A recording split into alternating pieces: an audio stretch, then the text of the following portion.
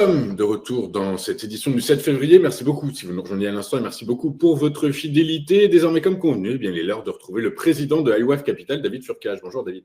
Bonjour. Merci d'être avec nous ce matin. Vous êtes donc président de iWave Capital avec nous tous les mercredis matins pour nous proposer un chronocac remanié. Du coup, par la force des choses, avant de traiter de la volatilité implicite du S&P 500 et du secteur de la santé américain, on va parler du CAC qui, selon vos termes, tempère sous les précédents sommets.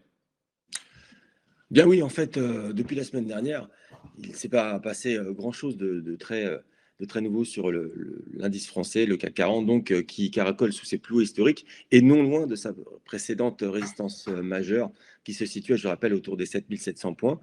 Et là, pour l'instant, il est en situation d'échec pour la seconde fois sur le niveau de 7708 points.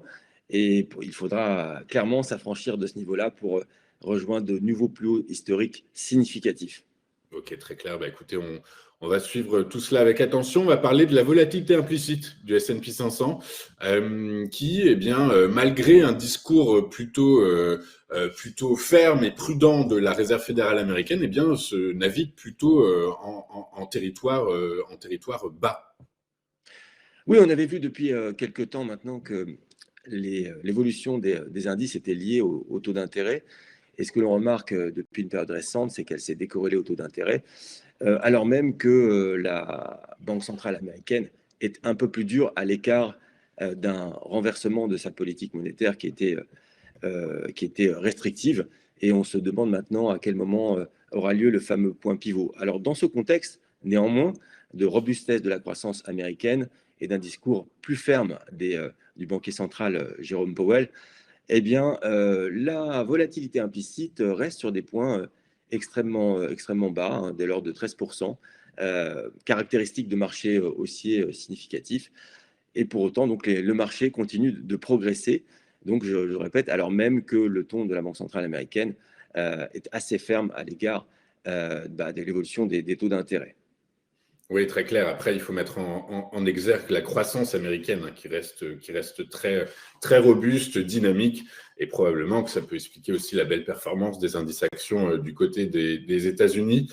On va parler du secteur de la santé qui, malgré le fait que ce soit un secteur par essence défensif, navigue lui dans des zones plutôt hautes.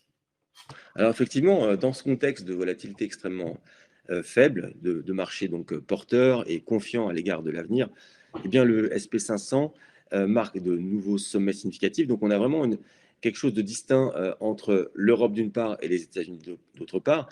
Une Europe qui est plutôt stagne, donc comme on peut l'observer sur l'indice CAC 40, qui certes caracole sur des sommets historiques, mais a beaucoup de mal à s'en affranchir. Alors qu'outre-Atlantique, le SP500, lui, comme on l'avait vu la semaine dernière, en fait, est carrément sorti par le haut d'un canal de tendance haussière. Donc c'est un phénomène plutôt rare et qui témoigne de l'optimisme à l'égard des États-Unis et des valeurs qui le composent. Donc là, ce que vous pouvez observer sur la partie cerclée, c'est que l'indice SP500 s'est extrait par le haut d'un canal ascendant et converge allègrement vers sa résistance de janvier 2022 à 5022 points. Ok, donc écoutez, tout est plutôt bien orienté du côté de la santé américaine. Écoutez, merci beaucoup, David, pour votre temps, vos explications, vos analyses. Je rappelle que vous êtes président de iWave Capital et avec nous tous les mercredis matins. On va marquer une pause dans cette édition du 7 février. Juste après, nous retrouverons, comme promis, Daniel Cohen-Delara tout de suite sur TF1.